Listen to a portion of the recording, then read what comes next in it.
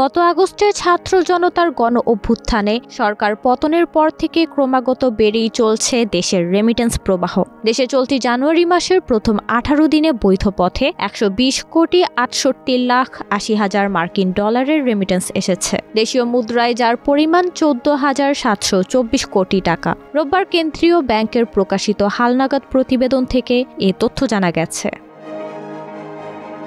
কেন্দ্রীয় ব্যাংকের তথ্য পর্যালোচনা করে দেখা গেছে, চলতি জানুয়ারি মাসের প্রথম 18 দিনে রাষ্ট্রায়ত্ত ব্যাংকগুলোর মাধ্যমে এসেছে 25,88,70,000 ডলার। বিশেষায়িত একটি ব্যাংকের মাধ্যমে এসেছে 5,09,00,000 মার্কিন ডলার। বেসরকারি ব্যাংকগুলোর মাধ্যমে এসেছে 89,33,10,000 ডলার এবং বিদেশি ব্যাংকগুলোর মাধ্যমে এসেছে 37,20,000 মার্কিন ডলার রেমিট্যান্স।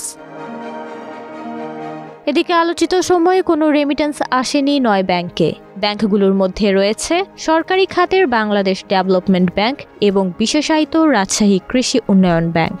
বেসরকারি ব্যাংকের মধ্যে রয়েছে community bank, ICB Islami bank ও পদ্মা ব্যাংক। বিদেশি খাতের ব্যাংকের মধ্যে রয়েছে Habib bank, national bank of Pakistan, state bank of India ও উরি ব্যাংক।